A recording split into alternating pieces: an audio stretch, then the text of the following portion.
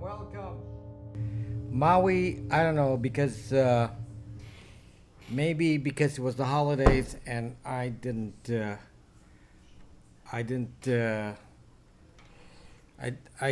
was good to take a break from that song because when you do it every day, then you start running out of ideas. Sound is low.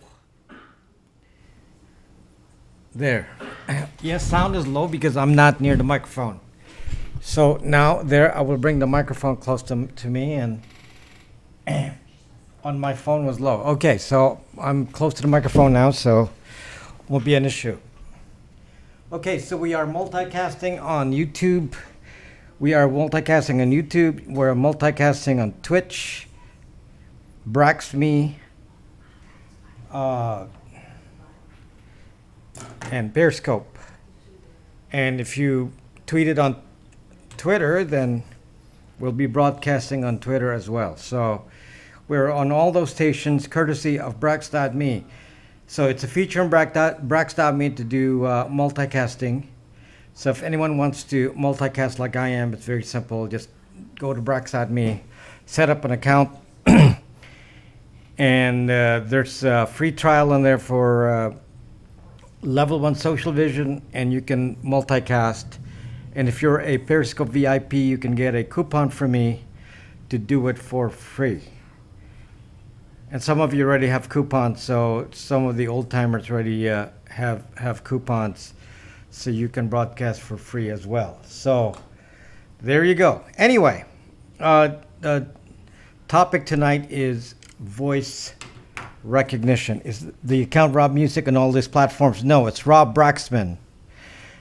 Rob Braxman on YouTube.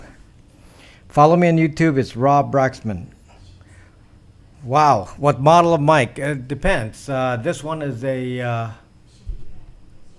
Technica, Audio Technica. The other one is a Marantz, I believe. Carl Cheese. Yeah, so different kinds. This is a new camera. Upgraded a camera, so it's a little bit better colors. Classic. And so that's a new camera. That's a Logitech 922. I don't know. You may not be shocked because are you a young millennial? You're gonna say, "Oh, who cares?" We don't care about that. That doesn't bother me. That's what you're gonna say. Anyway, I need to do kind of a review first for the people who've listened to some of my broadcasts before, because I'm gonna add something new here. But some of the old information you already know. And what is the old information? It's how Alexa Echo works. So that's not very shocking. It will be shocking when I get done, Carl Cheese. But I'm not gonna tell you right off the bat here. And new camera does have truer colors. Not cool. Carl, relax. If I told you, they're gonna say, "Oh, I got all the facts, and I'm gonna leave now." Okay, so you got to start with the basics. So just to remind you,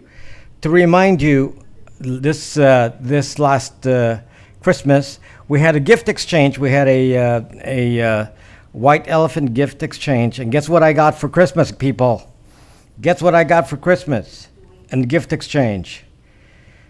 Guess what I got for Christmas, Carl? Stay on target, Striker. Hello, Jimmy Reed. So guess what I got for Christmas? What I got for Christmas was an Alexa Echo. Alexa Echo. I didn't get a white elephant. Okay, so this Carl Cheese, I guess, needs to be Zuck and blocked, or I think Carl Cheese needs to be doxxed. What do we do with Carl Cheese? Carl Cheese is in the wrong place to be causing trouble here. Carl Cheese may need to be doxxed. Let me see about this Carl Cheese guy. Okay, he's looks like he has a doxing account here. Okay, I mean he has a troll account.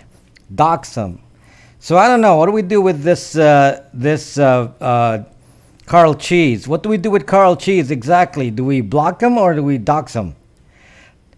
I think we should dox him. I just want a hello D Pace. So you get a hello D Pace and then you leave. What the Zuck? Okay. Anyway, back to topic here, because too much distraction here. Uh, I may have to shut him up though. Come on up here and so I can shut you up for a moment here. You're still here.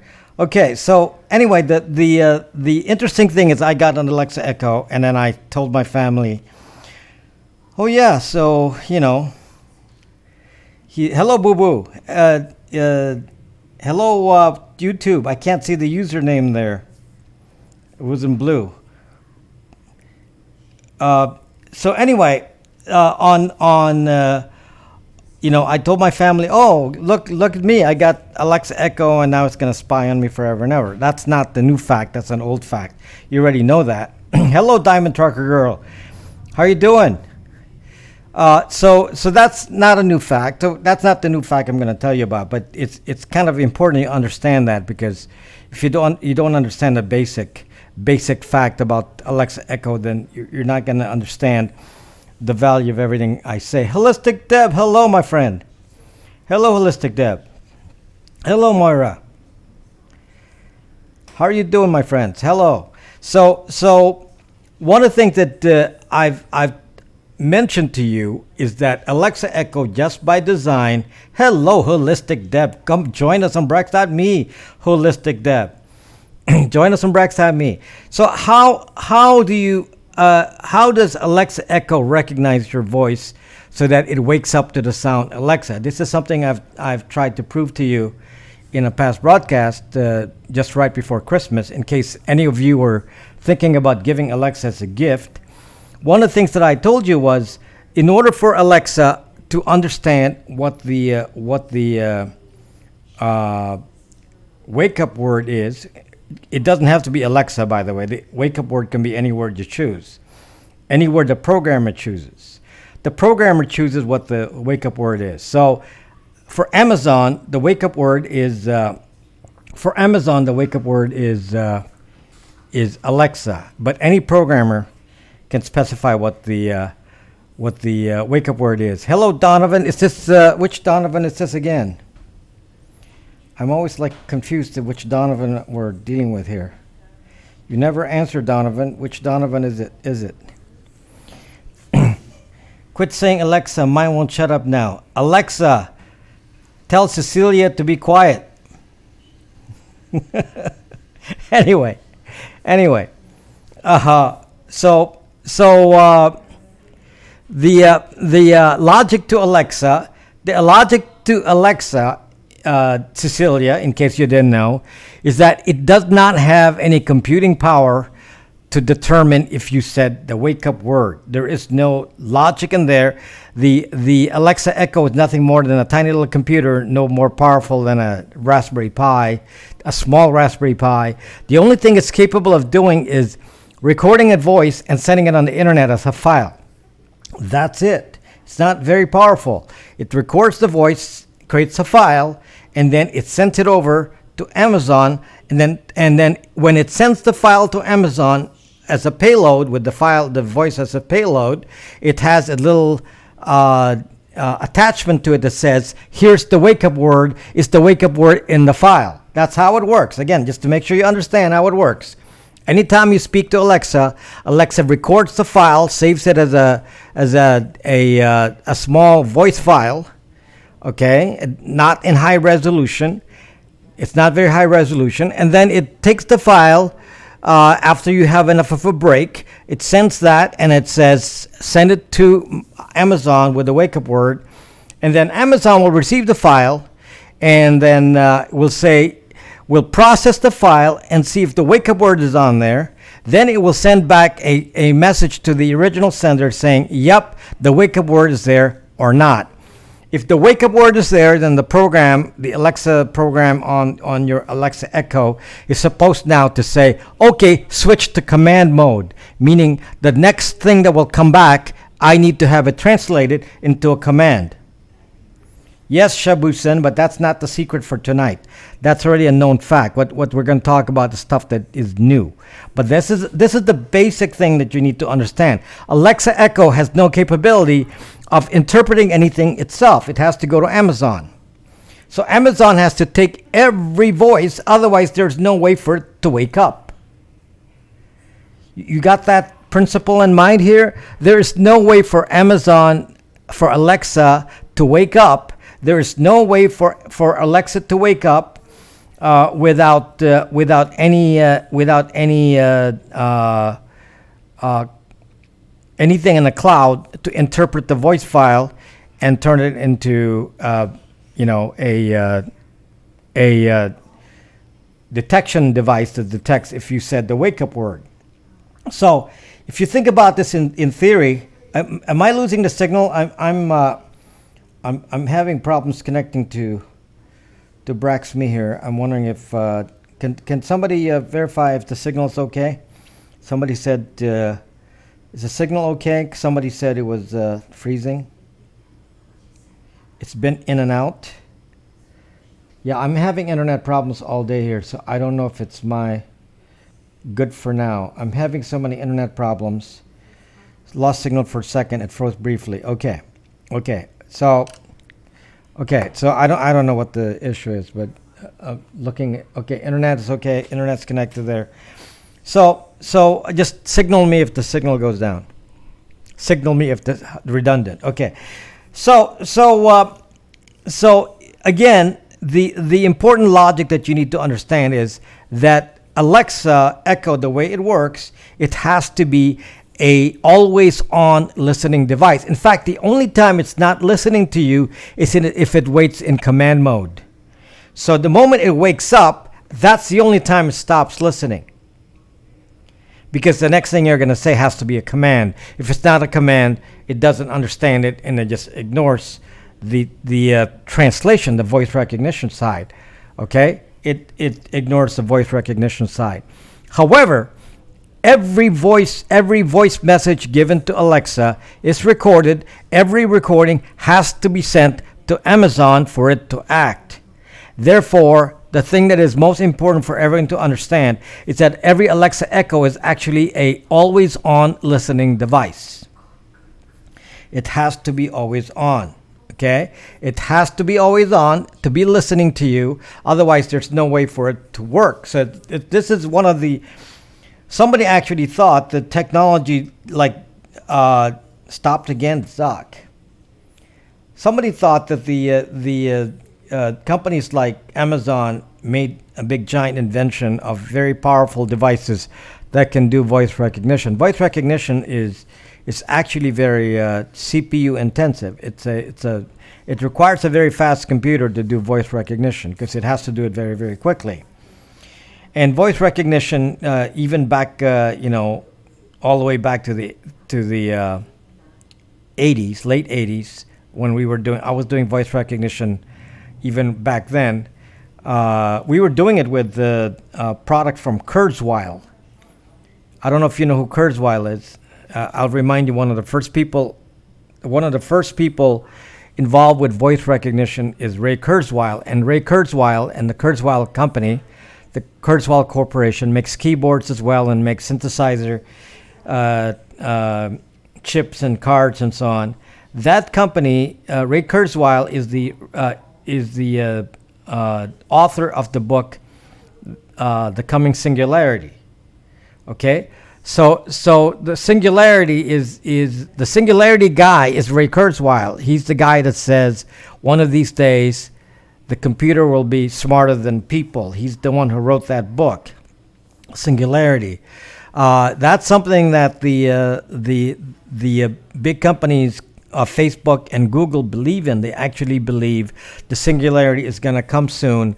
They're saying the singularity will. Google and Facebook are banking on the singularity happening between 2030 and 2040.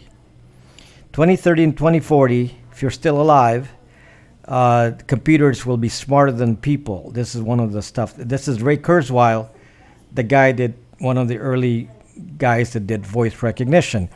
Ray Kurzweil, I've never met Ray Kurzweil, but I've used his products, and his products were used in many things that I've done. Ray Kurzweil now works for Google, in case you didn't know. Am I losing my signal? There was no... Hello, Twin Mom. Okay, Twin Mom verified that I still have a signal, because nobody's doing anything. No comments, no hearts, no nothing. So I thought, use a electrolarynx device when I'm near Alexa. Is that going to help you? Good signal. Okay. So Kurzweil predicted, predicted that there will be a coming singularity. So anyway, been good lately. Okay, sometimes it freezes. Hello, Patricia. So what happened here is that in today's world, the computers are still not powerful enough to have cheap devices do voice recognition. So a Raspberry Pi, a small computer, all of those portable cheap computers with small chips like an Alexa Echo device, a lot of the Internet of Things IoT devices you have at home, Google Home, Google Voice, all of these little devices are not very powerful. Hello, Patricia. So they're not very powerful devices. So because they're hardly more powerful than the old computers, these little devices. They're not anywhere as powerful as a laptop. They're not even near the power of a iPhone. They're not even near the power of this. This actually has enough power to do voice recognition, but that's why it's so expensive. The cheap phones don't have that kind of power. So what Amazon did, which is what shook the world in terms of voice recognition, is to say, let's not do voice recognition on the device. Let's do voice recognition in the cloud over at the Amazon side.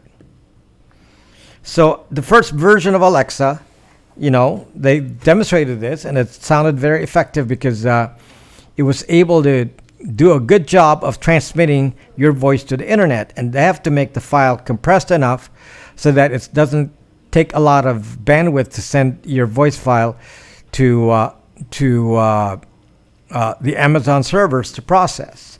And they're not very big. Voice files are not very big. Especially if it's compressed, and they don't need high resolution. They're not playing music, just enough to understand your words. Okay? Enough to understand your words. So that's been the secret of all this voice recognition stuff. It's nothing to do with the processor power to actually understand what you're saying. This thing does not understand you. The machines that understand you are over at Amazon. They have big giant computers. Banks and banks of servers at Amazon AWS, Amazon Web Services that have banks and banks of computers, servers, that they can send a voice file and it has the processing power to go, and very quickly to go through a voice file and spit out the answer and say, yep, he or she said the wake up word. It has to happen very quickly. Okay? So they're not crawling anything, Kelp. So your device sends it to Alexa, to the Amazon servers. The server has to respond and say yes. The short blurb of file, it's going to have to be very brief. Has the wake up word in there or not? So it takes your voice file and takes short blurbs before it sends it. It doesn't send like a long paragraph. It's going to send it in small chunks. So I'm guessing when you pause, it breaks. Okay? Even the listening software, the thing that decides when it will break and send it to Amazon is part of Amazon's code. So they decide when it's going to break. So they're listening and they see a break in the sound, and then because the way the voice recognition, the voice program works, is if there's no sound, then it stops. Okay, so there's a sound, transmit, no sound, stop. Sound, transmit, no sound, stop. So this is going on over and over. Okay, so this is the part. I'm just building the basics here so you understand this. Because this is the infrastructure for the shocking part about this. The infrastructure for voice recognition that we need to understand. How are we doing on people watching here? Our numbers are again low. It's time to bring the numbers up again. It's like this game. In other words, everything you don't say or want recorded is. Yes. Which is so shocking when people come to me and say, I don't say anything important. I don't care if you listen to me. I don't say anything important. Oh, really? So you You don't talk about your finances. You don't talk about your family problems. You don't talk about the fact that you're planning on going on vacation. You don't talk about the fact that no one is going to be home at a specific date and time, because they know that because there is no sucking sound coming from your sucking Alexa. So Alexa doesn't hear anything. They said, nobody is sucking home. I mean, just talking about a basic here. Okay, here's an example again of just something that just to show you how people are like saying, well, we don't really say anything important at home. Okay, so here's an example. So my friend who was very fond of Alexa. My friend has their mother or the grandmother is in the house with them. Okay, so husband and wife with their mother, and then the kids. So the kids and the parents say, we're going to go on vacation. We're going to leave you home, Grandma. Hello, Levendi. We're going to leave you home, Grandma. So Grandma's at home while they go to Las Vegas, for example. So Grandma's home by herself. And they're talking about this on Zucking Alexa. Okay, we're going to go on vacation, and then we're going to leave you at home on this date. And so now Alexa can verify that there's only one person at home because they hear some sounds, but nobody's talking. Okay? So, I mean, you just don't understand. You're putting a surveillance device at your house 24 hours a day, and your response is, this is no big deal. There's no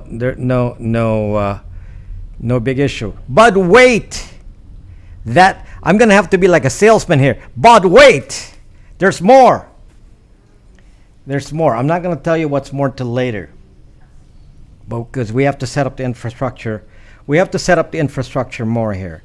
So here's the other part of the infrastructure. So you talk to Alexa, and Alexa will translate using voice recognition and send the feedback back to the app running on the device listening, whether it be an Alexa Echo or a Facebook portal, whatever the device is at the site.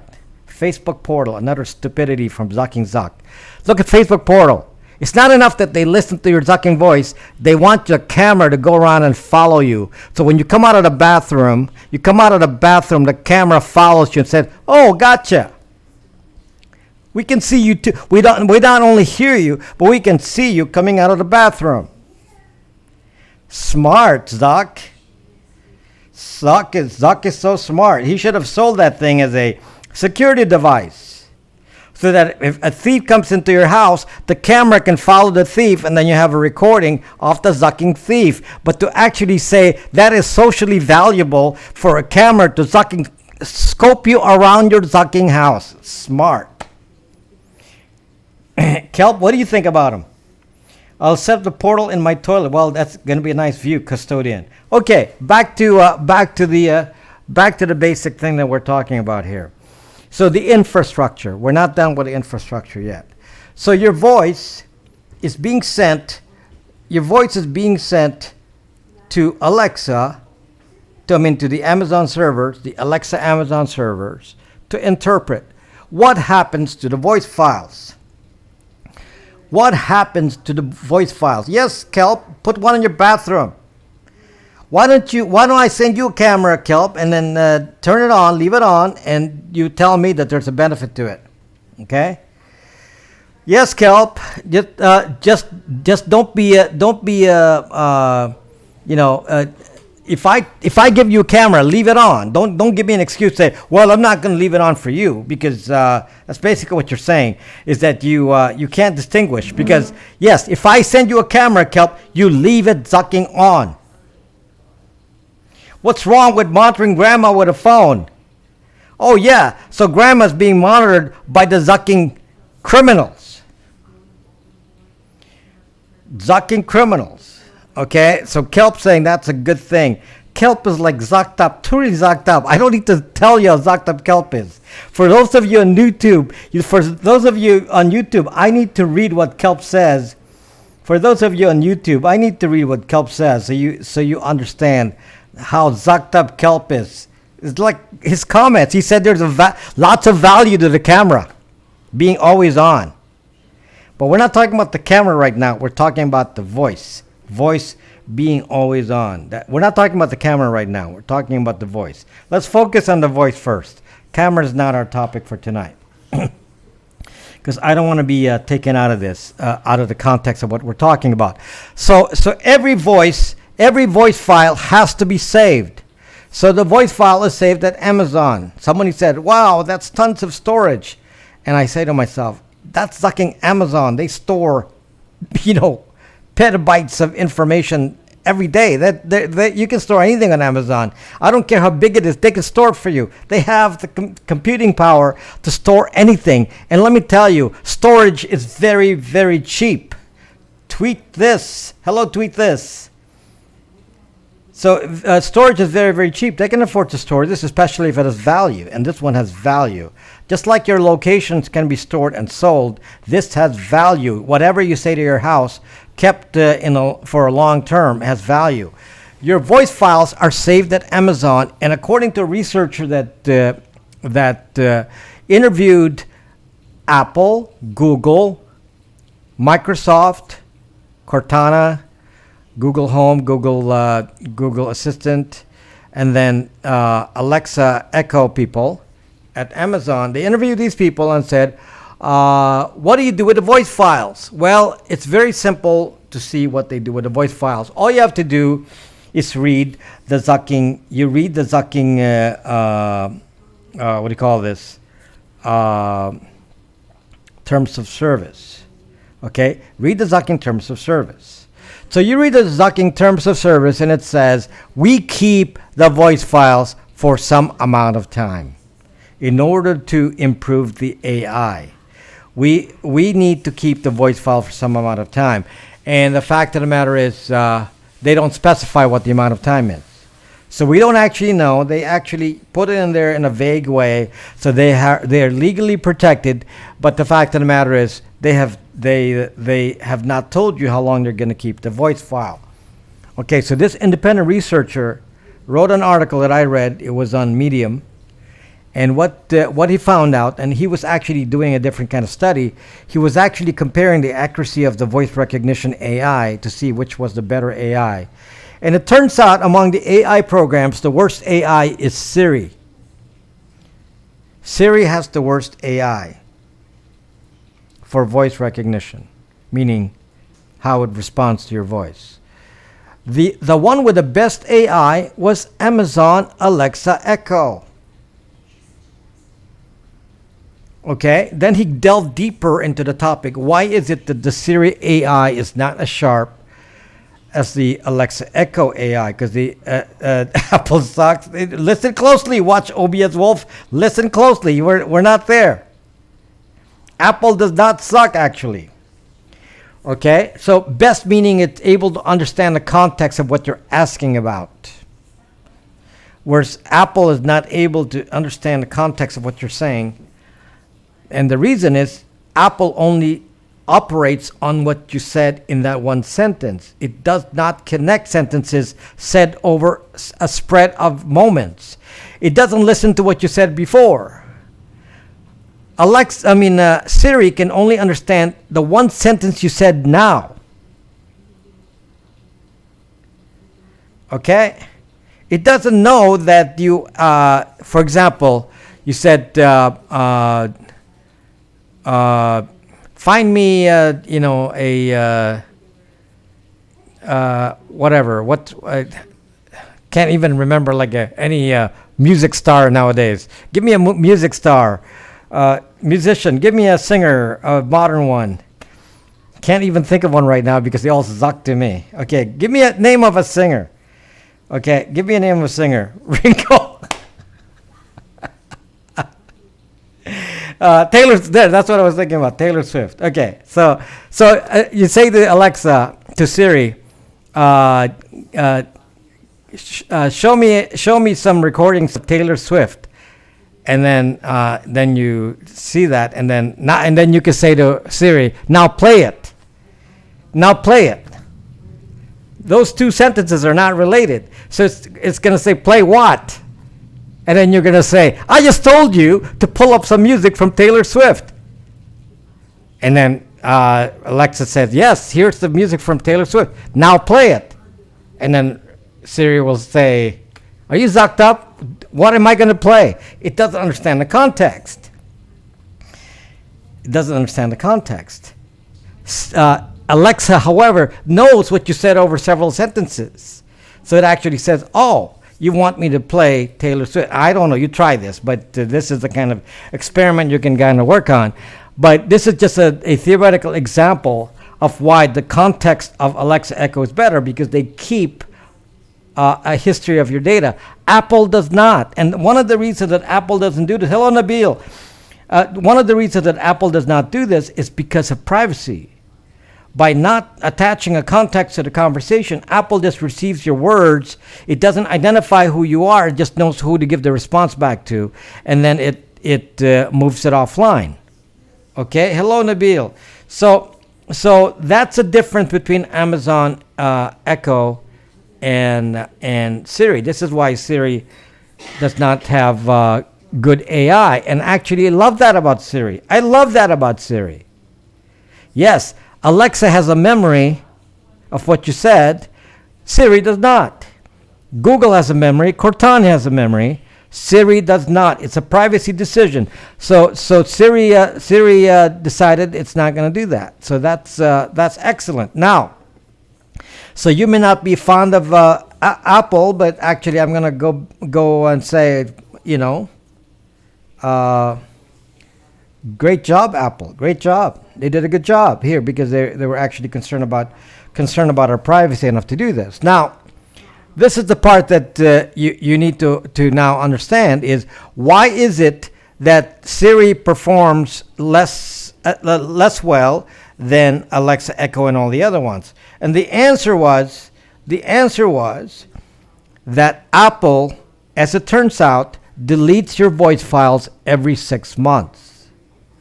Apple deletes your voice files every 6 months. Google, Amazon, Microsoft has not deleted your files ever. Have not. They have not deleted your files. Okay, so Amazon has all the space it needs to keep your files for as long as they want. Okay? Yes, if they keep them longer, they know so much about your life, they can actually advertise to you based on your voice files. Now, this just gets a little bit more sophisticated, and this just gets into a more scary level when I talk about more details of this. Apple's an angel and all this. It's not about matter of an angel zucking kelp. It's about what they're doing with voice. Just pay attention to the topic. So now that you understand that that these companies keep your voice for some length of time, which so far has been permanent, they must realize now that your voice files, which you gave them permission to hold, yeah, you don't care because you don't do crime. So that's exactly what I'm going to be talking about. So don't worry about anything. Watch OBS Wolf. Just just hate your Apple and love your Alexa Echo, and just listen to this. So your files are being kept at Amazon. Now, Amazon, as you know, it's a big giant government contractor.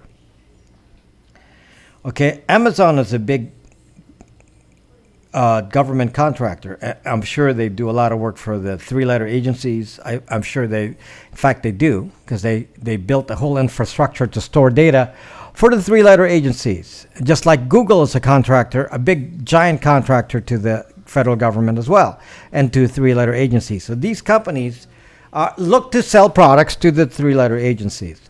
Well, Amazon has something to sell. Of course, hello nerdy gal. So Amazon has a lot to sell, and now it has a lot more to sell in terms of your data. What it has to sell is all of your voice files.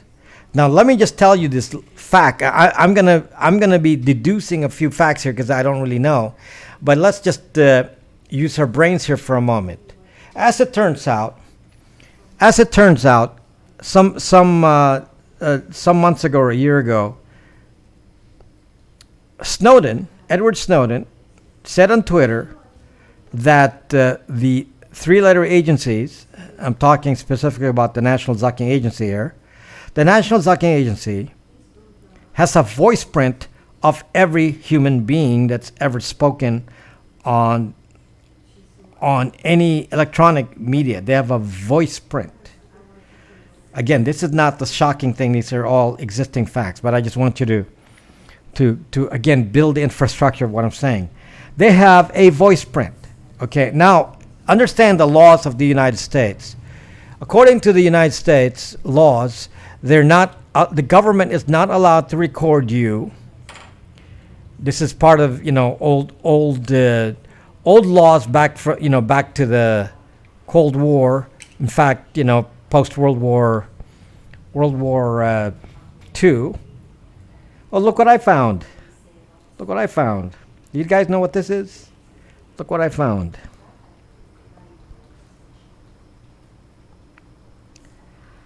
I don't know if you know what that is. Just happened to find it right there. It's not a pencil. Hello, Monkey Man. Full Metal Jacket. Full Metal Jacket, yes. Okay, so I forgot the name. You forgot the name. 556. That's the name. It's called 556.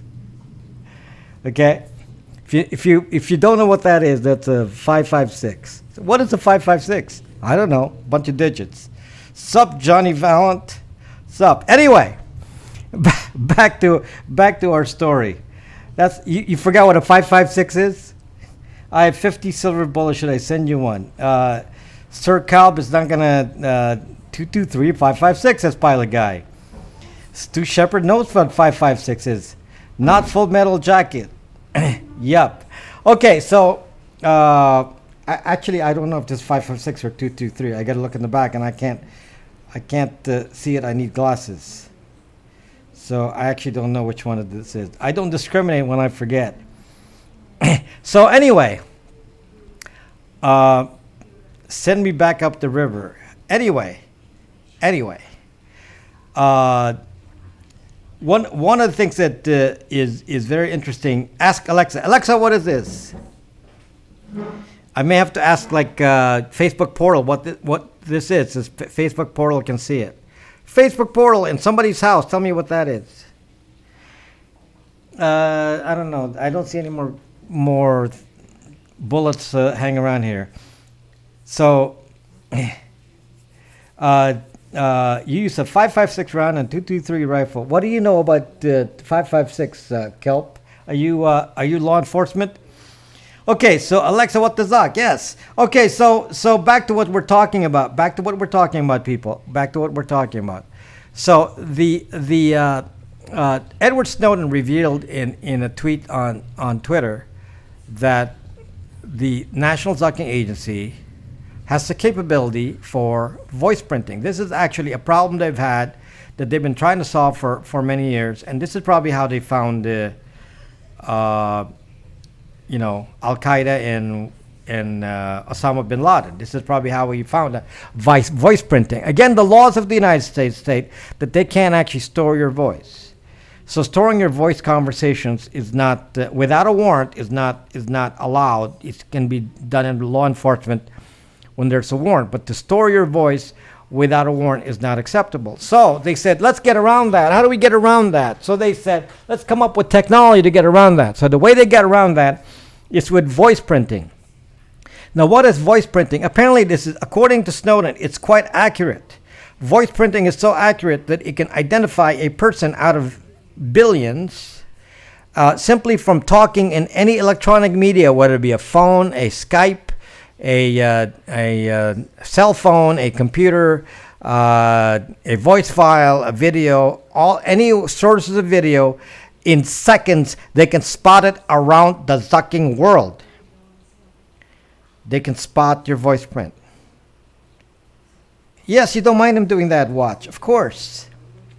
Okay, so they can spot your Zucking voice print.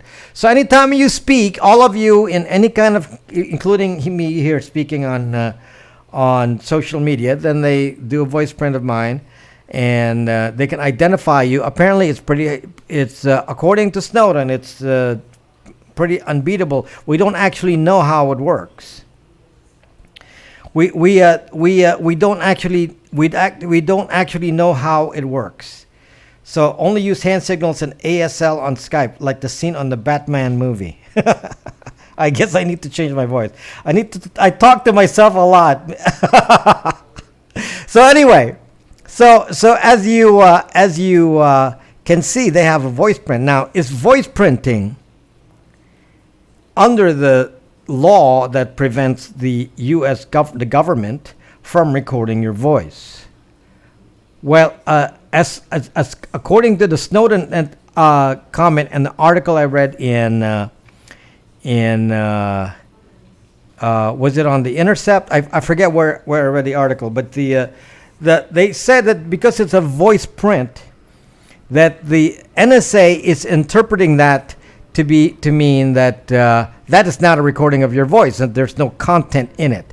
They call it metadata. So the voice print is being classified as metadata, in which case they're saying there's no laws relating to metadata. Okay, and there are none. Yes, they can collect as much metadata as they want. It's not part of any law. Now, this is the part that you ought to be aware of. They said that the voice print, another way to protect themselves, another way to protect themselves from being identified as breaking the law when it comes, this is from the NSA side point of view, with regards to keeping or storing your voice, is that they don't store the voice themselves. According to these articles, the voice may be stored by a third party, such as Amazon. Voice may be stored by a third party. If a third party is storing the voice and NSA is just contracting to use the data, they could say, "Hey, this is part of the interpretation in this article." And I don't know how much of this is fact, but they are saying that the voice print is not kept at the NSA. Therefore, if that's the case, then they can't claim any kind of legal thing because they're not breaking the law, because the voice is actually being kept by a third party, a private corporation. In this case,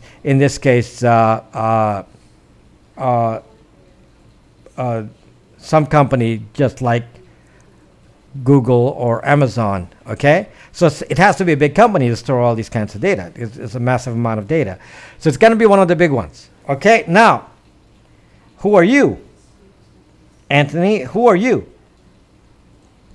So anyway, what is interesting now is that now you start to think about the fact that somebody says we have a voice print of everyone in the world, and then now Alexa Echo is probably installed in 50% of the households in America.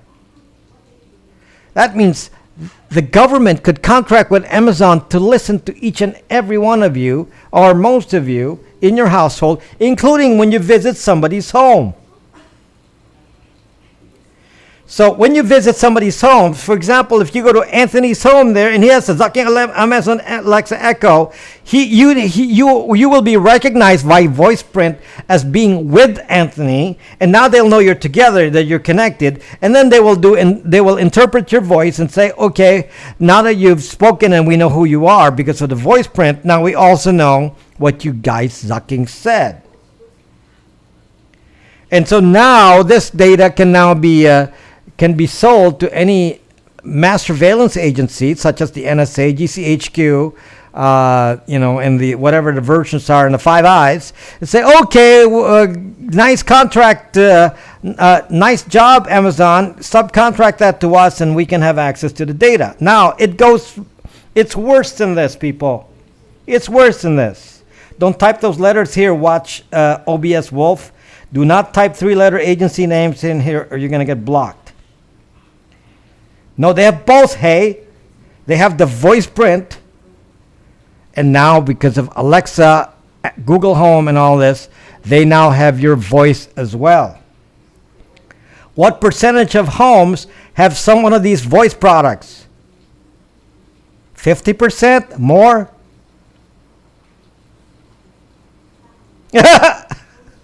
Monkey Man's pretty funny.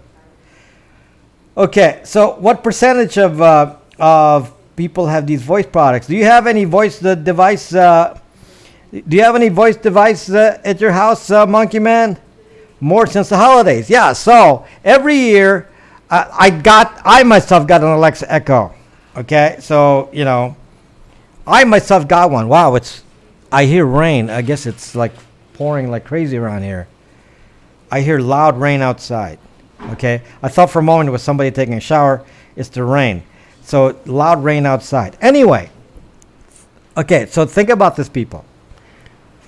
They have the capability for voice print to make a match for your identity.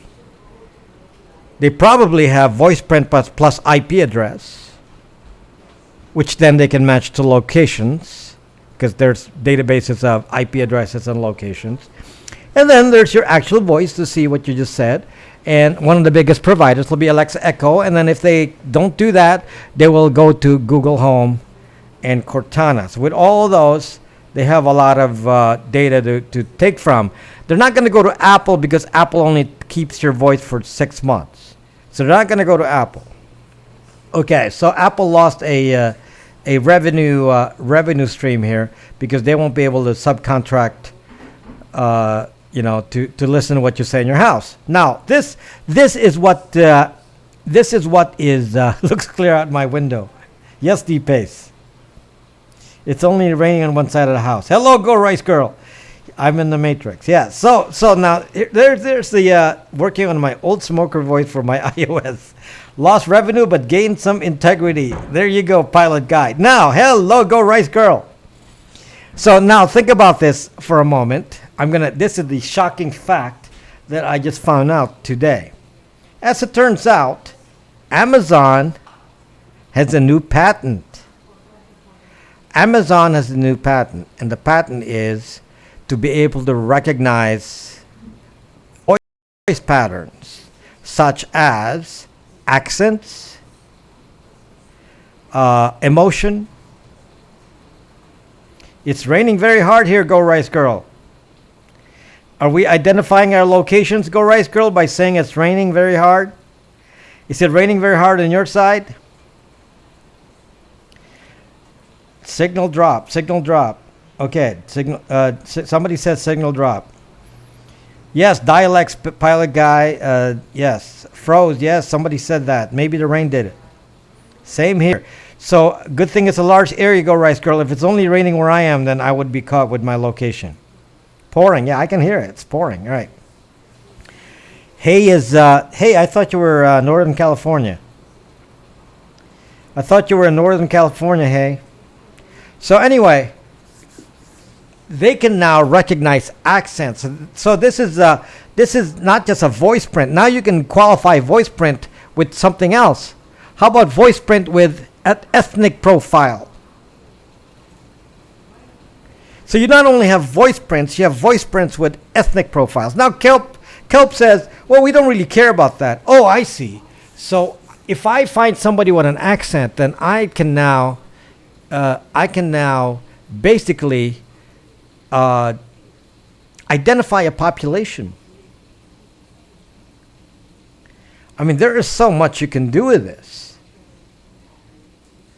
You can identify specific people in certain areas. You can even say, okay, here we are in the city of New York, and let's find all the Arabs in New York.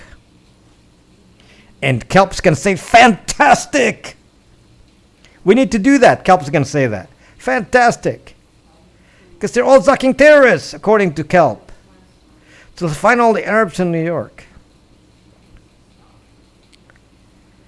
Great for bail bondsmen. Kelp would just love this. It's just technology that Kelp would just enjoy.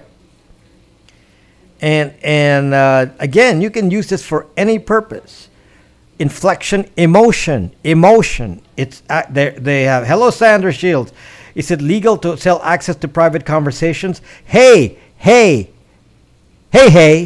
Listen. You gave permission for Amazon to store your voice. You gave permission for Amazon to store your voice. You gave them permission.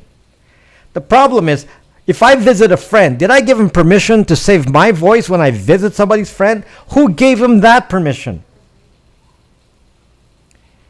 These are all going to have to be challenged in court, people. I don't know what this means, but I'm just saying to you the danger of what I'm seeing here when everyone in the zucking world is being zucking recorded.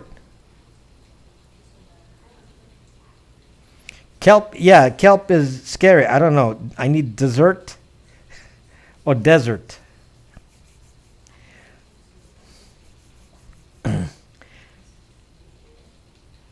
Kelp actually believes in Minority Report. Come on, Kelp. You like this technology. This is fun for you. You said, this is great. Yes, Sandra. We should be concerned.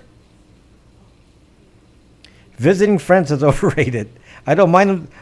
Oh, you don't mind? Watch still doesn't mind. Everything I've said, and Watch says, oh, this is cool. Okay. They can profile all the Arabs. What is your ethnic profile, Watch OBS? Are you Scandinavian? What's your ethnic profile? Watch OBS.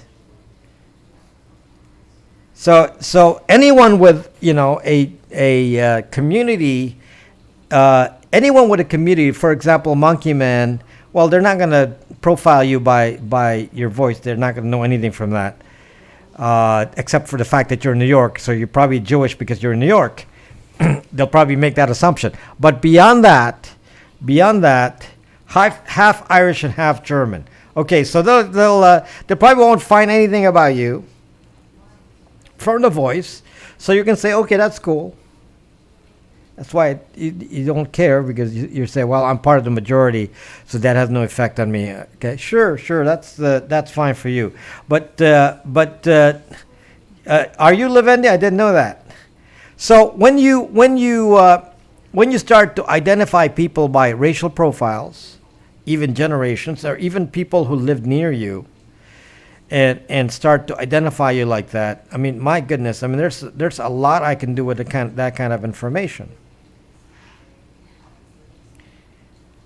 So many, yes, Monkey Man, that's they've spotted you. They know exactly what you're up to. So this is a very, very scary, another tool that they have, on top of everything else, on top of the location tools I talked about yesterday.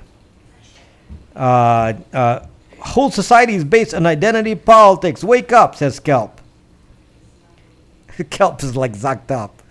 I wish, Kelp, why don't you put your comments on YouTube so it can be stored with the video, and some people can see your zucking comments so they can actually see how weird your comments are, Kelp. Same with Watch OBS. Why don't you leave your comments on YouTube so it shows up on the video, and so you can see that. Okay, it's both good and bad. So the people who actually think that this kind of tech is benign, the people who think this is benign kind of data just have no idea what you can do with data analysis and data mining.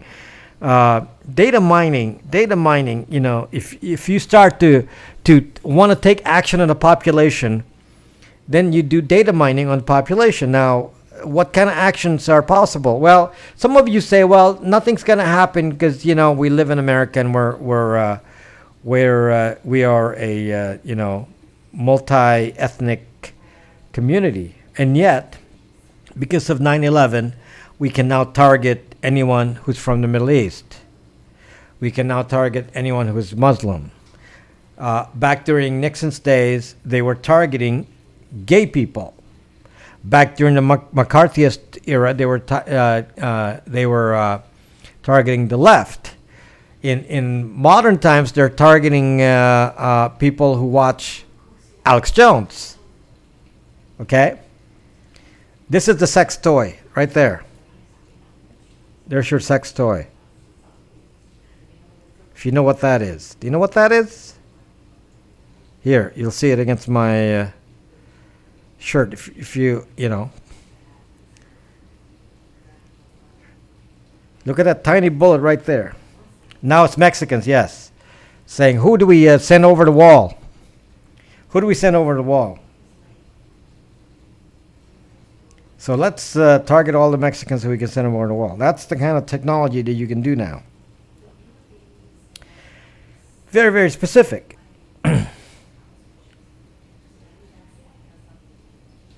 Ice bullet. Like to know how that works without melting. So I'm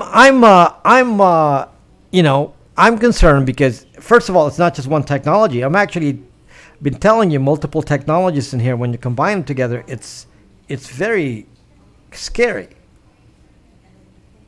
Okay? It's very scary when you start to look at that technology and say what exactly can we find out about people with this technology, and it's really bothersome. What do you know about 556 Livendi? What do you know about 556? There, 556. Yeah, I should do gun videos. There, gun videos. There. That's what I should do, gun videos.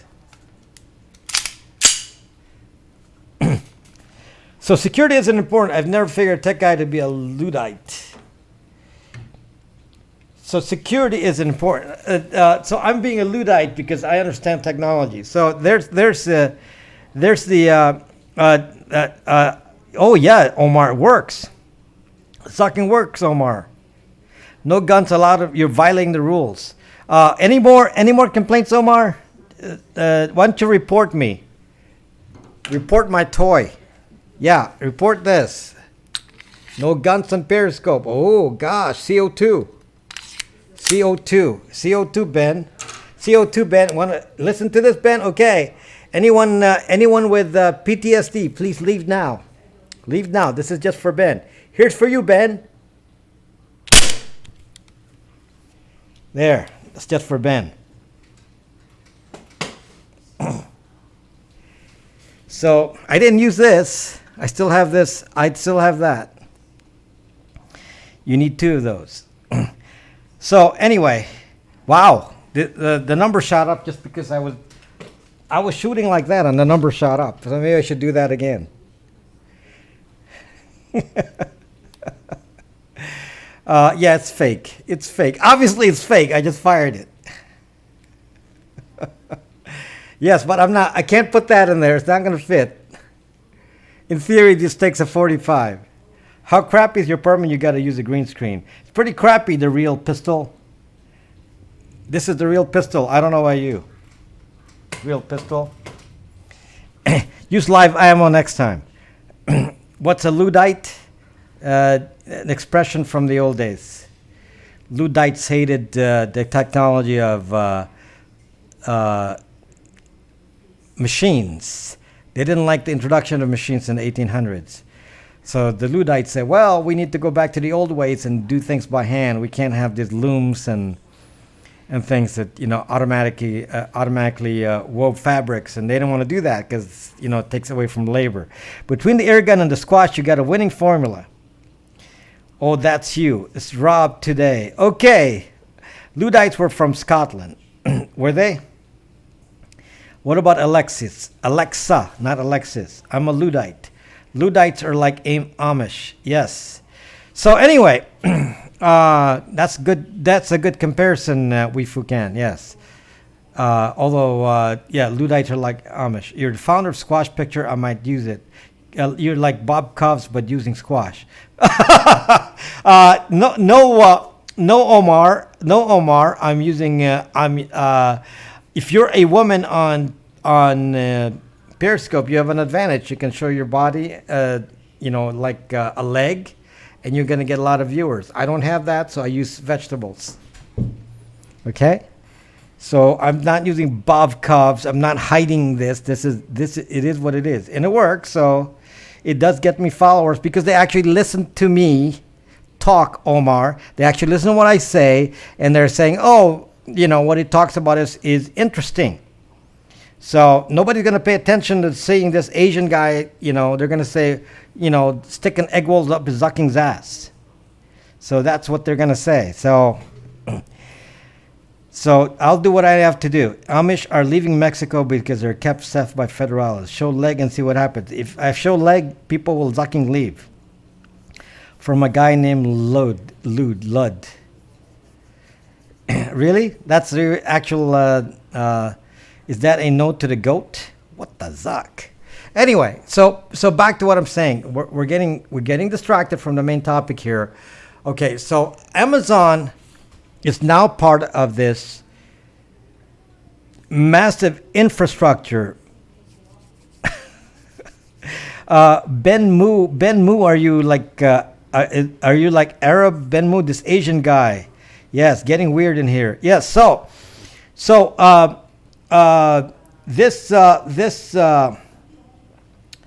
this infrastructure of voice is getting so much sophisticated now. And you again, you don't look at it in isolation because you have voice, you have facial recognition, which is you're Moroccan, facial recognition, and then you got location tracking, which I was talking about yesterday, and you combine all these little pieces of data, and it's like, oh my gosh! Plus everything you post on social media. So it's a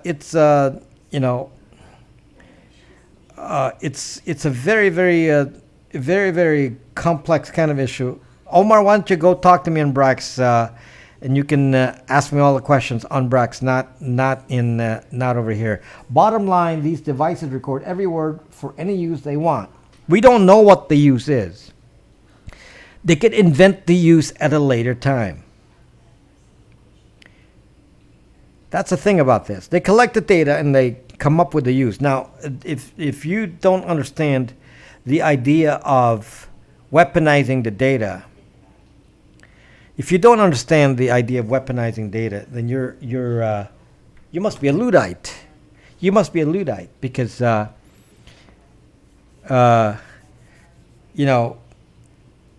the next step. A lot of young people don't actually have any idea about data mining and how it's used and what the purpose is. And one of the examples I try to tell you, again, just trying to put this in kind of a big picture kind of concept, okay?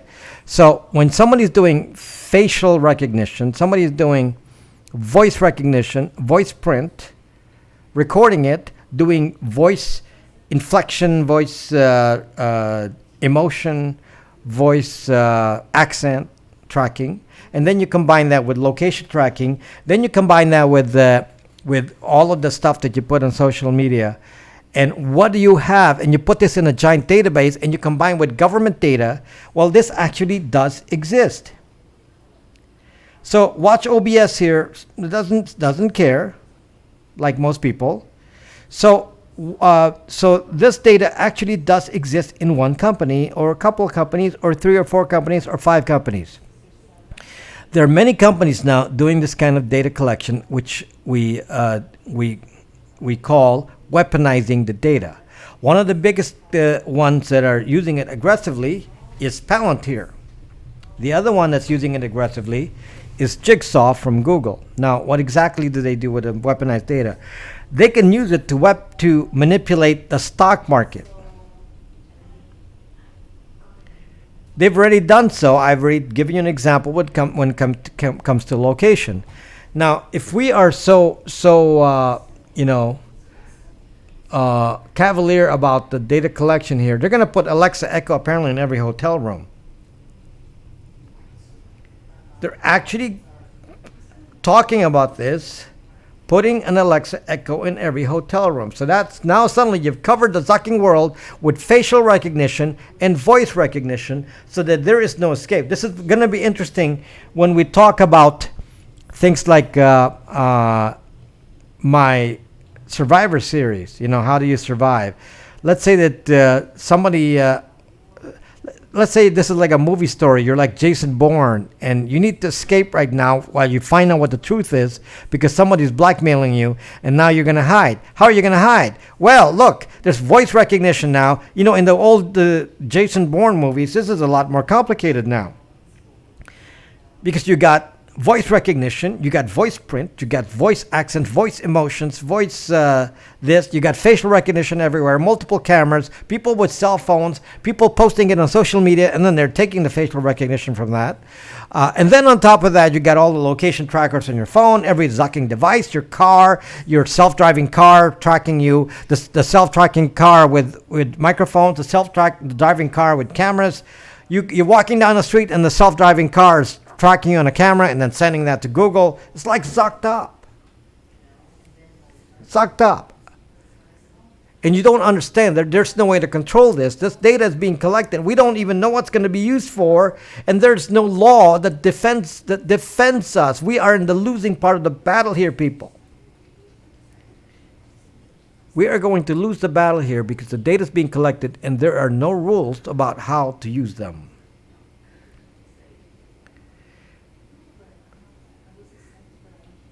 Nobody set the rules here, so they're just going to keep collecting this.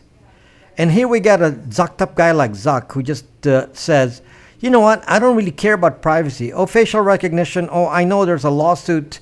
We are in a lawsuit on facial recognition, but you know what, we're going to do it anyway. We don't really care.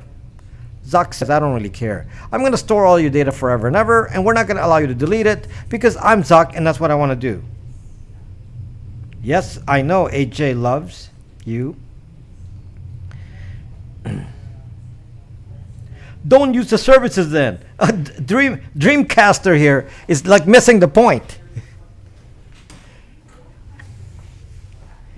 You're going to stop using your phone? Stop using your phone, yes. If you choose, you can stop using the phone. It's not about you, Dreamcaster. It's about the sucking world. Somebody controls every person. Somebody has data on everyone. And you think that that is always going to be used for something good. This is people like Dreamcast saying, "Oh yeah," or Watch OBS. Where's Watch OBS? This data can only be used for something good. Well, I'm going to tell you an example of its use, and it's going to be a good use. Okay, so Palantir contracts with the city of Los Angeles. Palantir, the big data mining company that has the data that I just told you about, plus combined with driver's license data, plus the data from government agencies, IRS. Your medical records and everything, it has all of that.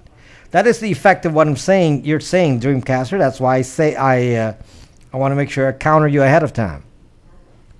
So all of these companies. So listen to this, Dreamcaster, so you understand the context of where I come from here.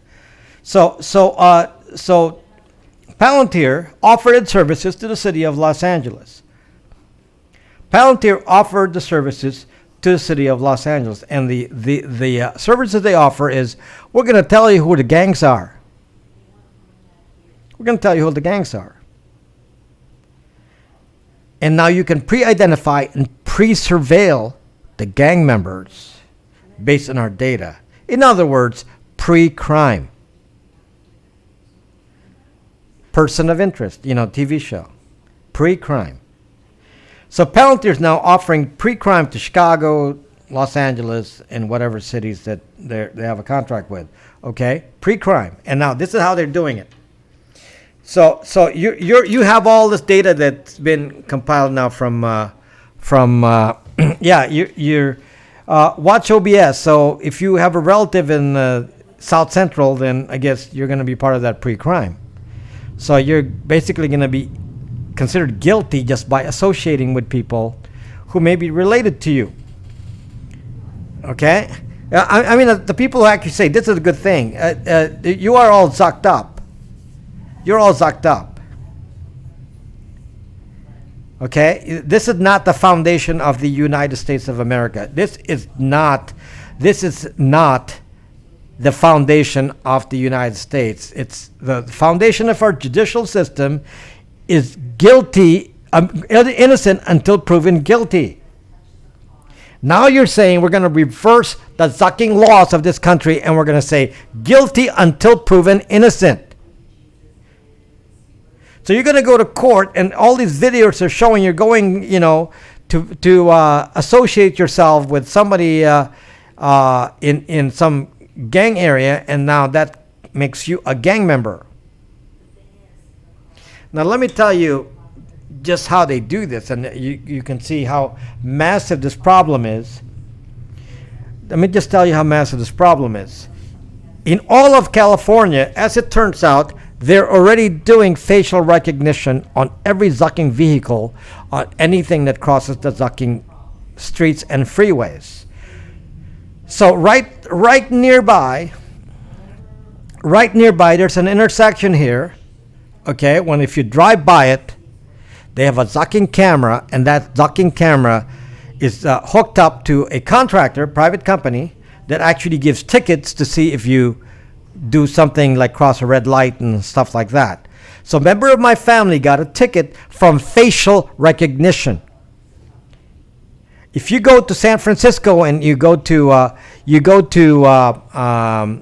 cross the Golden Gate Bridge, you don't pay anymore at the Golden Gate Bridge. They just take your zucking picture.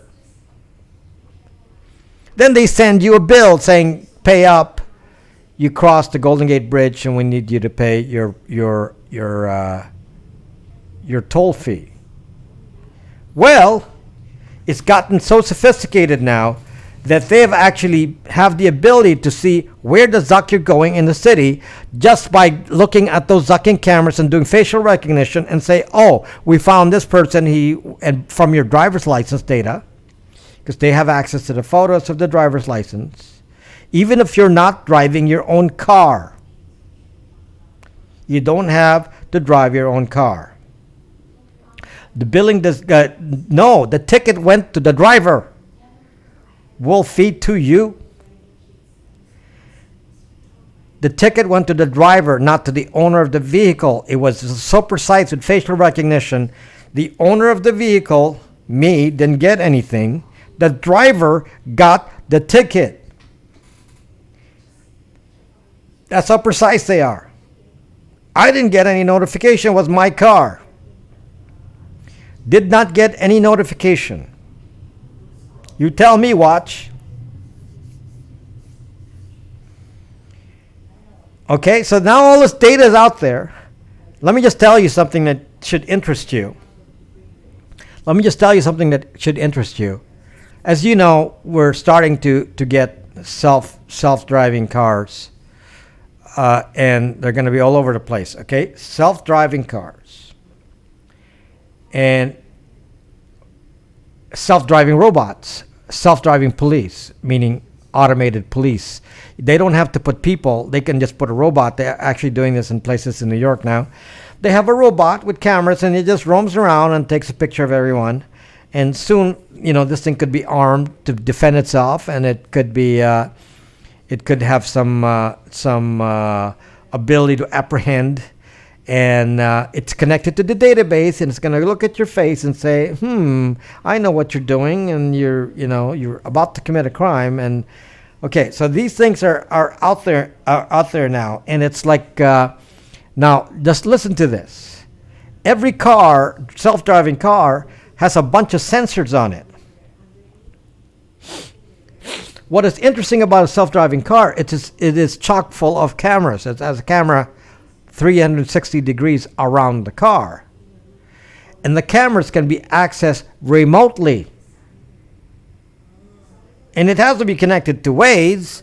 So then Waze, it's connected to Google. And then now it's going to look around and say, oh, I spotted a face on the street. Pow, pow, pow, pow, pow. Facial recognition, facial recognition, facial recognition. We know all of you from Google Photos and from Facebook.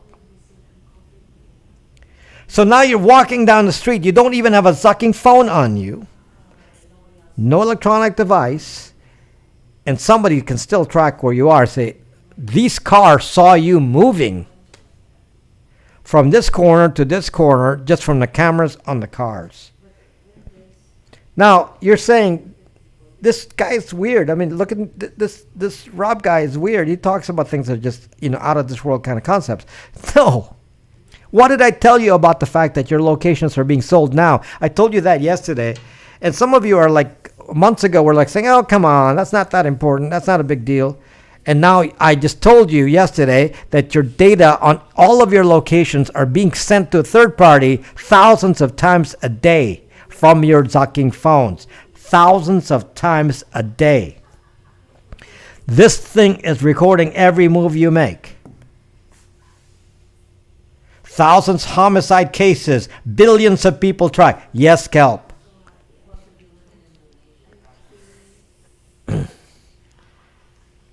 Kelp is just so zucked up. So for people who are on YouTube watching this, you don't know what Kelp is saying. This Kelp is really, really zucked up. So this is what Kelp's attitude is. Let me just and this other guy watch OBS Wolf. They like this. So this is the attitude. Okay, the attitude is for our protection, we need to surveil everyone in the world. It's for our protection. If we surveil everyone around the world, then we will be safe. So they have been surveilling everyone around the world. And this guy shoots you up from Las Vegas last year. So the guy shoots you up from Las Vegas. Okay? Thousands of rounds. 1,000 rounds he shoots into the crowd. The country music crowd. Okay? Surveillance. Global surveillance. You think you can spot what that guy is doing and thinking?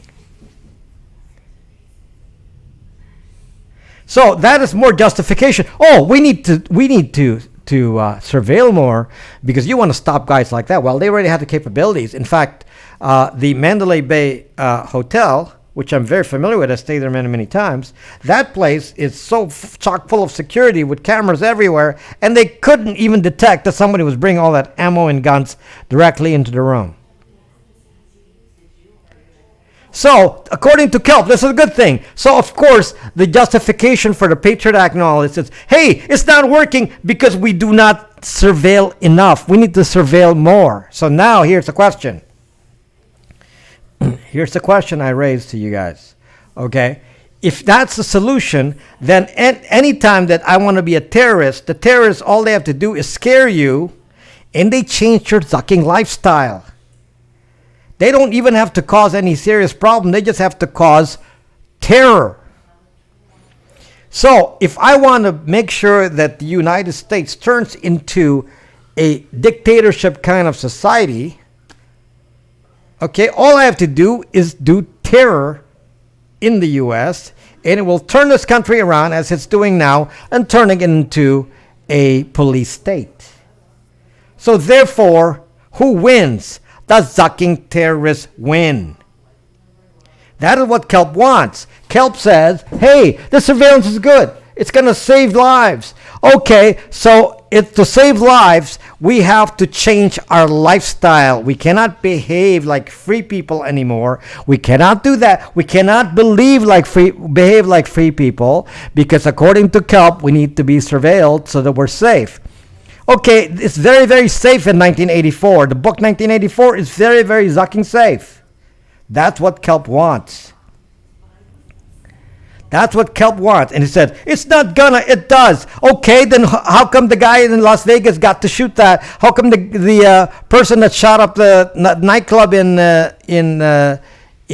Florida got to do that? How about all these other shootings that happened? What happened to the surveillance then, Kelp? No, that's justification for even more surveillance. More surveillance. Kelp is just zucked up. Kelp is so zucked up. So zucked up. Oh my gosh. So, okay, so this is according to Kelp, this is I'm living in the past, and therefore we need to do more surveillance because in the past they said this doesn't work, more surveillance works. I think that Kelp needs to live in China. He's going to say, why are you discussing other countries? Yeah, Kelp needs to live in China. Oh my gosh, Kelp. Oh my gosh, Kelp. let me just tell you this, Kelp, because you since you work for law enforcement and you got to be smarter than this, Kelp. You got to be smarter than this, Kelp. You work for Zucking law enforcement, and you do not know that police do not do mass surveillance. Kelp, police do not do mass surveillance. Mass surveillance is done by the National Zucking Agency. Okay? What does that have to do with Zucking homicides? Makes some Zucking sense, okay? Oh, come on, Kelp, don't give me that. Because that's what I sense you are. Kelp needs help. I don't know, watch some of the stuff you say too. That's the kind of society you want.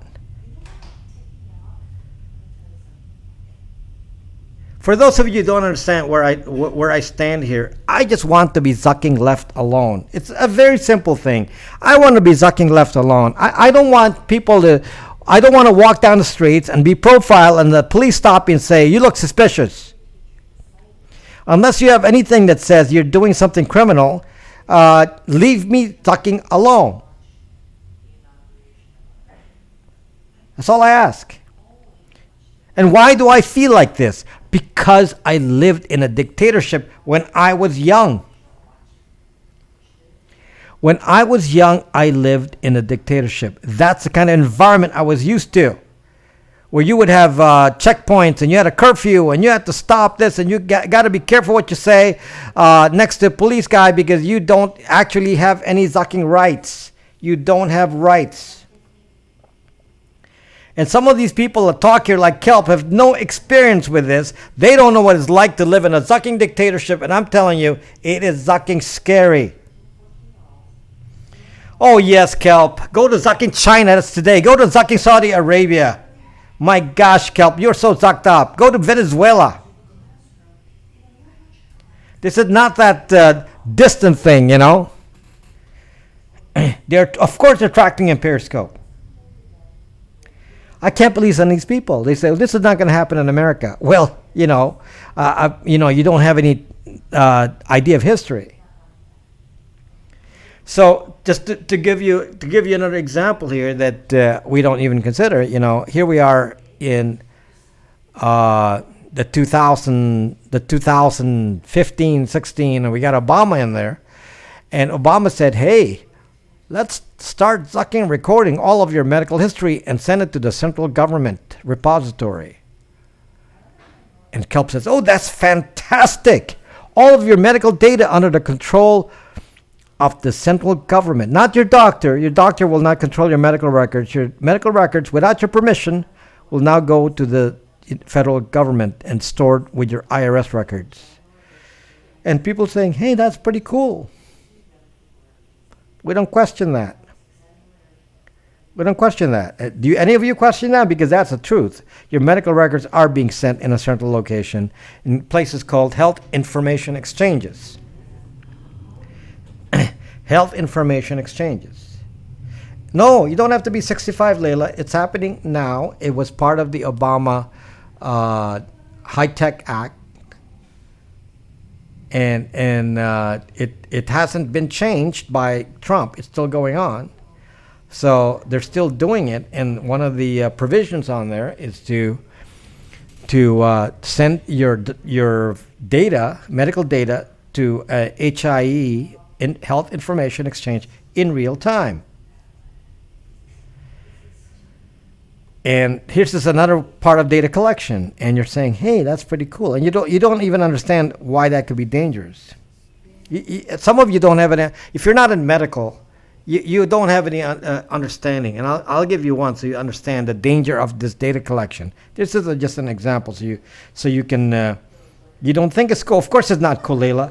But here's just an example. The insurance companies in the past have collected your diagnosis data with billing, and they stored it forever and ever, okay, in the insurance company databases. They have databases of this that are shared by multiple insurance companies. Now we have a more detailed version kept by the federal government, okay? No, it is not an opt-out thing. It is not. Okay, now one of the things that was interesting about how this can be misused. I'll give you an example. Watch, I'll give you an example. You go into the doctor, to the emergency room, complaining about chest pain. Thank you, Anthony. You go to the emergency room complaining about chest pain. Okay, now, according to the way the standards are written, when you get chest pain, they have to do what is called rule out. Okay, you cannot do a test without a diagnosis. They have to have a diagnosis. So in order for them to rule out a heart disease, they have to do something called rule out MI, or rule out myocardial infarction. In other words, they need to rule out a heart attack. So they will actually put a diagnosis of heart attack on there, myocardial infarction, and then put that in the medical record. Now they're going to go send that everywhere to the federal government, to whatever, and they're going to say, rule out. They're not even going to say rule out. You can't say rule out anymore. Rule out is not a valid diagnosis. So they're going to send you a diagnosis of myocardial infarction all over, your medical record database, which now is centralized. So now, in the future, a few days later, you find out that it's not an MI, it's not a myocardial infarction. You just had heartburn. Actually happened to me, by the way. You only had heartburn. So now, every insurance company will say, hey, you had a myocardial infarction, therefore we will deny you Zucking insurance. In fact, we're going to raise your insurance rate because you had a myocardial infarction. But hey, it's just a rule out. Well, we don't know that. The doctor put on the thing, myocardial infarction, so you must have it. Angina for you, nerdy? Okay, Kim. Kim, you're so quiet.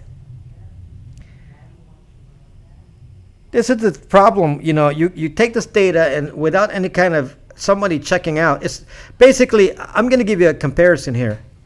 I'm going to give you a comparison with something in real life. It's called a credit report. You got a credit report. So somebody, which they also, these companies like Palantir, they're taking your credit reports as well.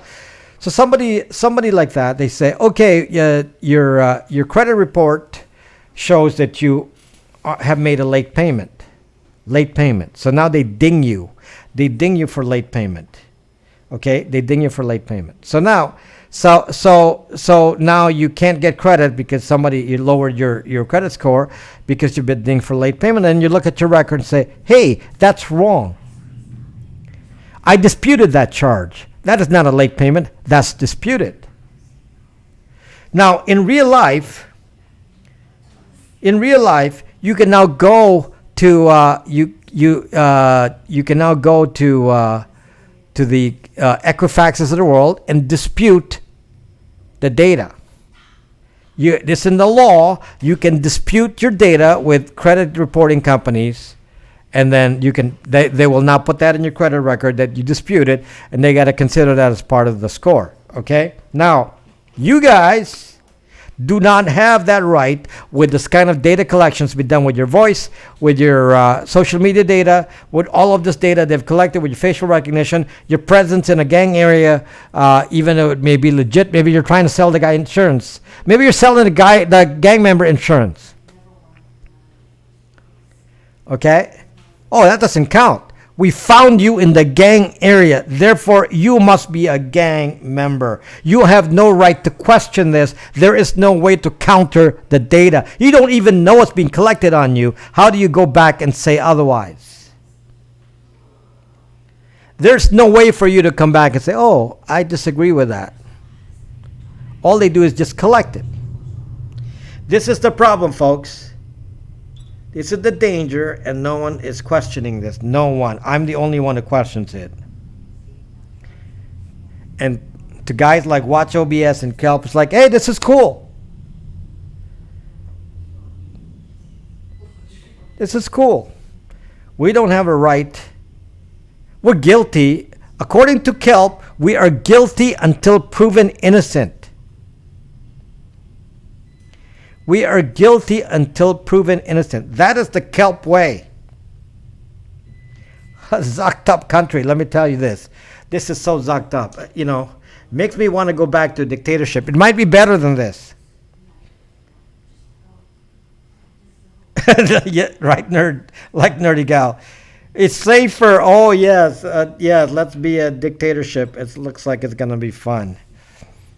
Gonna be fun. So Kelp says, "Oh, why don't you read the book 1984?" And then Kelp says, "Oh, that's going back to the past. We don't want to know that. We don't want to read any old Zucking book. Has nothing to do with the present. Oh, hey Kelp, why don't you read some history? Oh no, we can't read history. That's old. We got to look in future. Kelp for president." You guys are so zucked up. It's so zucked up. So zucked up. This is like this is the kind of world, anyway, I'm one of the few that talk about this. I'm one of the few that come around here and say this, and it's we need to have a GoFundMe for Kelp. Yes, Donzo, GoFundMe for Kelp. Yeah, think about a RoboCop. By the way, I mentioned this idea of RoboCop, which is not that far away because guess what? Self-driving cars. What is the technology for a self-driving car? It's no different than the technology for a self-ambulating robot. Okay, what's the difference? So you can put a robot, which they're doing now, and putting it in various parts of New York and so on, and they can actually go scope out the people and see what they're doing. So now, can you imagine this RoboCop here making a decision about you? It's a bitch getting your insurance. Left driving is sort of Uber and taxi, right? Anyone complaining? What the fuck are you talking about, Kelp? Robot fast food. So anyway, this is the condition of the world, and everyone except for Kelp says, "Hey, this is cool. Surveillance economy, surveillance world. This, yeah, I guess you can call me libertarian, Anthony. Yes." You could call me that. Yeah, you can. Tween. Kelp was a tween. Yeah, you could call me that. I'm kind of middle of the road, and I assume you're vegan. Zuck, no. I eat Zucking meat, Anthony. No, I'm no Zucking vegan. Classic liberal? No, I am not a liberal, people. I am middle of the road. I just said so. Yeah, I'm a boring centrist. I am centrist. Did you vote for Gary Johnson? No, I did not. So I'm. Who's Gary Johnson? Wasn't he like a few years back? I mean, few elections back. The wrong guy. I'd have to piss off a high up. You are a classic capitalist. Where's iSocialFit? Protecting iSocialFit is responsible for getting sales for Facebook portal. A classic liberal would be a sort of libertarian. I don't know, Scott. I don't know what a classic liberal is in today's definition of libertarian. I'm in the middle of the road guy. If you have a sensible argument, If you have a sensible argument, I'll listen. If your argument is nonsensical because you're in the extreme, I probably will not listen. Okay? I'm just sensible. I understand, the value of third-party guy. Yeah, but when? Which election? I mean, Gary Johnson sounds like, like during the Obama time period. Should I unplug my... Yes, toss it. Jack, take your Alexa, Jack, put it on the wall with duct tape, set it on the wall, and do this. There. That's what you do with Alexa. Okay, you got that? Jack? Plug it in first. No, come on, it's round. It's a nice target. Or you can take it to the firing range and put some duct tape on it and stick it to the paper, your target paper, and then do that. Okay. So, you talk to me, punk. Your Alexa. We forget loves Alexa. Oh, I see. Your shot mine up. Perfect. Yes, yes, yes, guys. You know, this is the world we live in. I've kind of deviated. I'm talking about things beyond Alexa, but Alexa is still the main complaint point today. Again, for those of you who just came in, you don't sound so sexy now, do you, Alexa? Zuck. Okay, so would you receive a free Facebook portal? Yes, I would receive it so that I can show it to you. And then I can show you how stupid the Zucking... I want to show you how stupid the Zucking device is. Yeah, if somebody... I gave my Echo to my brother because he wanted it. Okay, but I want to take it back so I can put it here and show you how stupid this thing is. And if you want to send me a Facebook portal, rest assured I'm not going to be using the Facebook portal. It's never going to be plugged in. But boy, I just want to have that as a proof of the stupidity of Zuck. So what can you use a Facebook portal for? I'm actually curious. If iSocial Fit is around, I would like to know how many they sold. I would like to know if they made money with Facebook portal. Let me just tell you about Facebook portal, guys. Facebook portal, Jericho, is an Alexa Echo version made by Facebook. And what it does, it is equipped with a camera.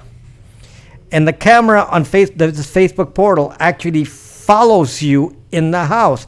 It moves around. The camera rotates so that when you're walking around, it follows the sound and rotates to find you. So therefore, if you have it in your house and you're not even talking and you're coming out of your bathroom, the camera will go look at you and say, "Oh, there you are, coming out of the bathroom." It's a perfect device. Lovely, right? Okay, so what's the value of this version of Alexa Echo? Well, I'm telling you that Zuck is so zucked up, he just has no idea, the stupidity about using this for social purpose. I can't imagine why the camera chasing me around the house has any social value for Zucking Zuckbug. I don't understand. Because he should have sold this as a security device. Can you imagine if Facebook said, "Hey, let's sell you a security system that can chase the person around your Zucking house. The camera will switch around and follow, so you can get a picture of a good picture of the burglar as he's in your house." Instead, this is being sold for a social purpose as an enhancement to Alexa Echo. I say, what the Zuck? You are so zucked up, Zuck. He knows a bunch of book club Miss Western. I'm going to live on a propane powered farm. No electricity, propane chickens. Are you sure you're not going to have a cell phone, Scott? No cell phone? Can you really escape this? Are you really going to walk around without this device? You have the guts? It is so insane. I don't know, people. I mean, this desire for social satisfaction in social media and everything, it's like they keep looking for more things to spy on your behavior because it's supposed to be fun. And I'm like saying to myself, gosh, I mean, when is this going to stop? When are people going to realize? All you have to do, if you're all curious people, for those of you like watch OBS here, hey, watch OBS guy. Watch OBS guy. Why don't you look at your Google location history? Go to activity history in Google, look at your location history, and see how much fun you're having when you see all the places you've been. Enjoy that. And just understand that if you can see that, then everyone else who has access to that can see it. And did you love that, Watch OBS? You must love that data. That's fantastic. Everything you watch on YouTube, every location, every photo, facially recognized on Google Photos. Anybody using Google Photos? And all the apps, yes. Anybody using Google Photos? Who loves using Google Photos? It has nothing to do with crime. Okay? If a person is doxing you, watch OBS, that person has nothing to do with crime. He's just doxing you, period. Okay, Google Photos. Nerdy Gal is using Google Photos. Well, Google Photos announced they're doing this last year. Google Photos announced that they're doing facial recognition on the Google Photos. They announced that this year. Facial recognition with the Google Photos. And everyone says, hey, fantastic. More social interaction because then my friends will know I'm in the photo. Brax Photos is free. Lavendi. Brax Photos remains free. It's gonna be free. If you store your photos on Brax.me, right there, there's no metadata. No metadata and free. And if you take it down and post it on Instagram, it's gonna strip out the EXIF data. So then all the location data is not on there, including your device serial number and all that. Because one of the things, Deanna, you didn't tell me what happened to you on Brax. If you have a iPhone, the facial recognition on iPhone is just on the iPhone. In fact, that's the new mantra of Apple. Whatever is on your device stays on your device. Whatever in your phone stays on your phone. That's what they're saying is the logic now. Okay. Yes, Spirit Gamer. Spy on me. My family's boring. Yes, Spirit Gamer. I got knocked out of Brax. Can't find my login info. Scott, make a new one and then tell me to delete the old one. You need to put a phone number or email if you want to preserve your ID. I'm surprised you are so trustworthy of Apple's given how in bed they are in the tech world, because at least apparently Tim Cook has something to be afraid of, and I don't know if it's because he's gay. Maybe it's look back in history and how people have treated gay people. And maybe he's responding to that and saying, well, I don't want Apple to be a symbol of spying. So Apple is not acting as a spy company. They're not making money off your data.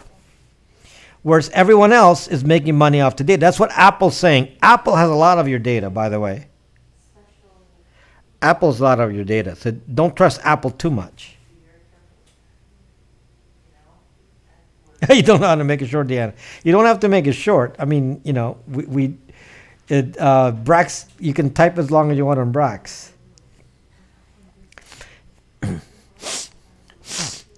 Of course, Apple keeps your data. The question is, what do they do with it? So that's part of what we all have to be afraid of, is what they do with it. Apple can share your data with federal agencies, yes. So thank you, AJ loves you. So Apple stores your data. Apple has your location every few seconds. Apple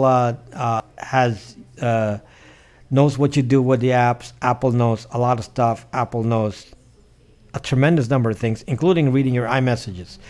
I started getting too tired to explain it tonight. Okay. So Apple is able to track you in many, many ways, but it hasn't really released that data to anybody else. So versus comparing it to Facebook, which is so focused on keeping your data forever and ever that it really is tied its hands where other people can hack it and then take the data out. Because their logic is we're going to keep it forever. So Kelp and Watch OBS are joining forces now. I wish you guys were on YouTube so people can see your comments right up here. So anyway, I'm going to switch to music here. It's all about money. Stopping this is like stopping lust or greed. Flickr too, right? Oh yeah, of course. If you forgot, Instagram is owned by Zuck. Okay, some of you may forget that. I want to make sure you agree with Kelp. Of course, that's why Watch OBS and Kelp are in the same camp. You probably are the majority of the people outside my scope. Watch and Kelp. You are probably the two of you are probably the majority. Fortunately, not in my scope. No, they're making money from the iPhones. They will lose sales on iPhones if they start selling the data. We are quickly being overwhelmed, trapped by technology, can't survive or function without it. I know, Wolfie, to you, exactly, and I am here to warn you that this is not some benign technology thing, and understand I am not a Luddite. The difference between me and people who complain about tech is that I'm a tech guy. I'm telling you these things from an understanding of what I can do with it. If I wanted to be a bad guy, I can be a very, very bad guy. I know what to do with the data. I spend all my time thinking about what I could do badly with the data, and then I try to see how I can do what I can do to prevent that. This is my day. I actually say, how are you going to be hacked? How am I going to hack you? I look and say to myself, how do I hack Kelp? I think about this all day. Hello, Tim Bear. I look and say, how do I hack Kelp? Now that I figured out all the ways to hack Kelp, I say, how do I prevent Kelp from getting hacked with those techniques? That's what I do all day. I'm doing it from a good guy point of view. I actually look around and say, find ways to interdict, to intercept, to enter systems and so on, and then take that information and reverse it. Oh my gosh, One Drummer 54. Have you graduated yet, One Drummer 54? I haven't seen you in so long, but before long you'll be graduating. One Drummer 54 from Zucking MIT. Engineering at MIT. Oh yeah, are you graduating yet? Are you senior now, drummer? You came to my scope as a freshman.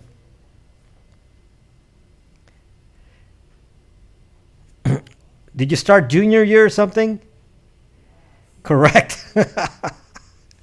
One Drummer 54 started in my scope as a freshman. It goes to show how long I've been doing this. Zuck! Apple will recoil. My gosh, I've been here, I've been doing this for a long time and recouped their loss through the App Store. So anyway, I will, don't leave. I'm going to switch to music, but I'm going to turn off YouTube. So I will just temporarily shut this down to switch to YouTube. I mean, turn off YouTube and continue the music, okay? So don't leave. I will not end Periscope. It will just hang for a moment here, okay? Periscope will not stop. So just talk among yourselves for a moment. Talk among yourselves for a moment. I'll be right back, okay? Do not leave. Do not leave. I'll be right back on Periscope and Twitch. I'll be right back.